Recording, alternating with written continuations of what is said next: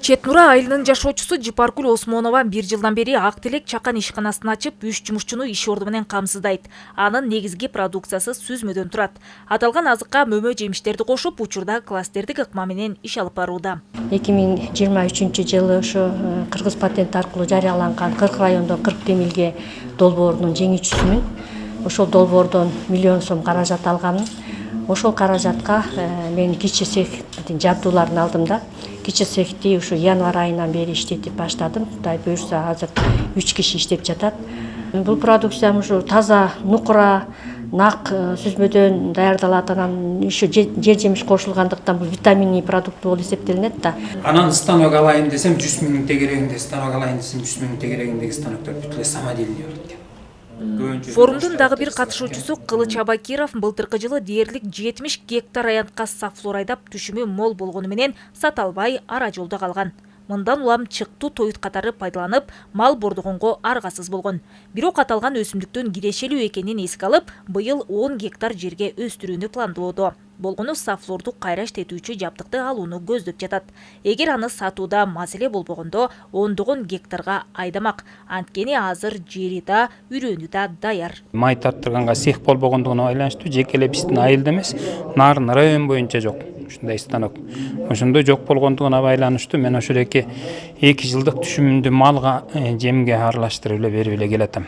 Анан эми быйылкы жылы жеке өсмө мини цех сатып алып, ошорекини элге жайылтып, элге сафлор майын өстүрүп берүү үчүн быйыл дагы үмүтүм түспөй 10 гектар жер айдадым. Сата албай да койдум. Эгер сата турган болсом, жогору жакка Бишкекке же Чүйгө алып барышым керек экен, жол расход кыйнайт. Асыраак жерге айдадым. Мүмкүнчүлүгүм бар болчу. Азыр 50-60 гектар жерге үрөнүм да бар болчу, доходум да бар болчу, айдай турган жерим да бар болчу. Болгону гана станок жанагы кантип иштетем деген коркунучта эле ченеп айдап койдум. Азыркы күндө 10 гектар айдап бүттүм. Быйыл ошол 300 гектарга чыгарып, өсүмдүк май кластери менен иш алып барган дыйкандардын мындай эмгектери эми оң жолго коюлат. Анткени мамлекет тарабынан көрүлүп жаткан жеңилдиктер ошол эле жер иштетүүдөгү техникалардын лизинг жолу менен берилип жатышы ишти кыйла эле жеңилдетмекчи. Ал эми сафлордон алынган майды сатууда кыйынчылыктар болбосу убадаланды. Бул жаатта дыйкандар менен жеке ишканалар тыгыз иш алып барышмакчы. Сыгылган майын бизге мисалы дүң баа менен көбүрөөк объемдо сатса болот да. Мисалы 10 тонна жыйнап туруп бизге сатышса, биз сатып алабыз да. Биз сатып алып, алар сыгылган майын. Тоюттун сафлор сыгылганда андан жымык чыгат, анан май чыгат да. Ошо майын бизге сатса болот.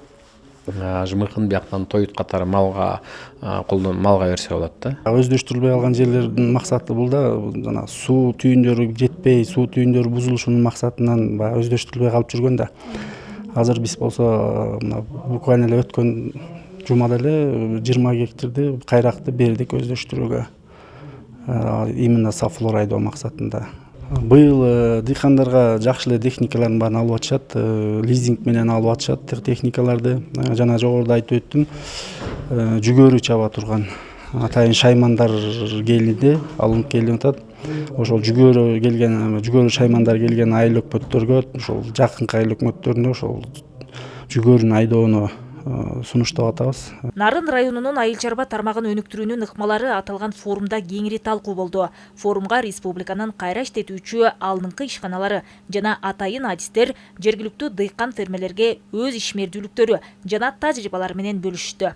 Мен сизден эле сурайм.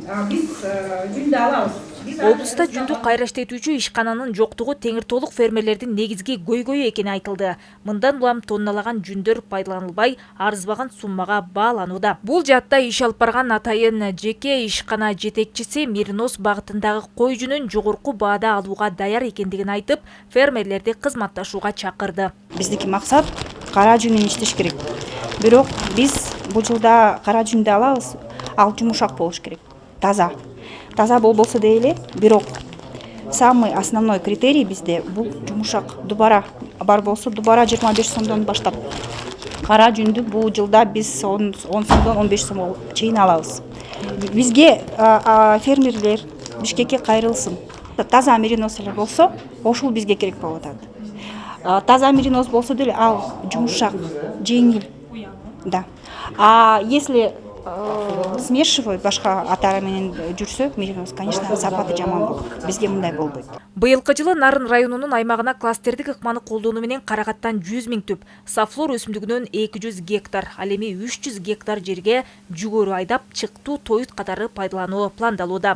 Мындан сырткары айдап себүү техникаларынын алынып келиниши жана ирригация тармагынын жакшырышы жергиликтүү дыйкан фермерлердин ишин бир топ эле жеңилдетмекчи. Жазгулу Субалиева, Жолдош Курманбеков, Нарын жаңылыктары, Нарын шаары.